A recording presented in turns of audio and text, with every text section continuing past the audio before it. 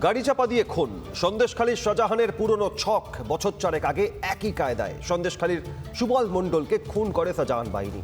তারপর সেই পরিবারের 9 বিঘা জমি দখল করে বলে অভিযোগ। ভোলা ঘোষের ঘটনার পর সরব সুবলের পরিবার।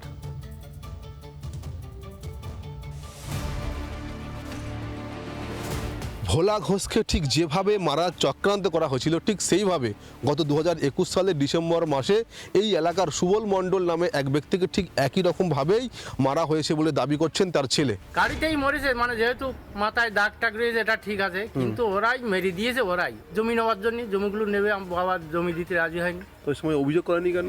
অভিযোগ করতে দেয়নি, ওরা করতে দিলে আমাদের বাঁচতে দিত না। সন্দেশখালীর রাজবাড়ী এলাকার বাসিন্দা ছিলেন সুবল মণ্ডল। অভিযোগ, তার 9 বিঘা জমি দখল করেছে শাহজাহান বাহিনী, ঘুরিয়ে দিয়েছে তাদের পাকা বাড়ি। এখানে বাস্তু বাড়ি ছিল, ঘর ছিল, সিরাজ শাহজাহান এইসব জোর পূর্বে দখল করে নিচ্ছে। এসব শাহজাহানের লোক, জিয়া, বাংলাদেশি যারা রোহিঙ্গা এইসব লোকজন দিয়ে এইসবগুলো করায়। অভিযোগ, জমি দখল করতে প্রথমে হুমকি দেওয়া শুরু করে শাহজাহানের গুন্ডারা।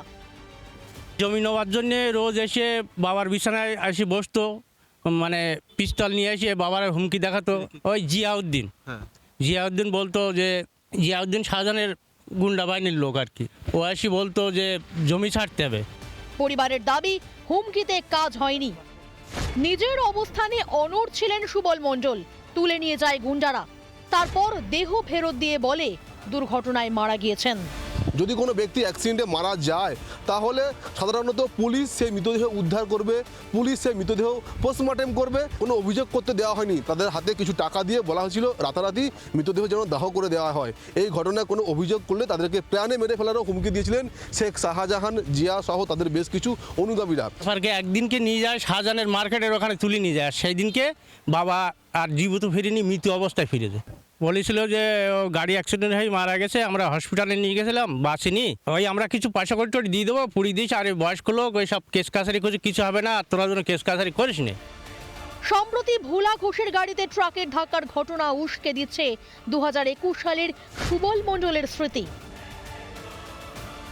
এসব প্ল্যান মাফিক ওদের খুন করা, এসবগুলো ভোলা ঘোষেরও ওই ঠিক একই কোর্টে যাচ্ছে, সেই অবস্থায় ওটা প্ল্যান মাফিক মেরেছে। ওটা ওদের একদম ছক করা থাকে ওদের।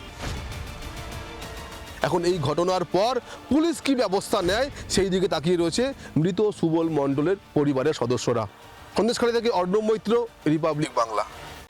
নানা ধরনের কন্টেন্ট দেখার জন্য লাইক করুন, শেয়ার করুন আমাদের ফেসবুক পেজ, সাবস্ক্রাইব করুন আমাদের ইউটিউব চ্যানেল।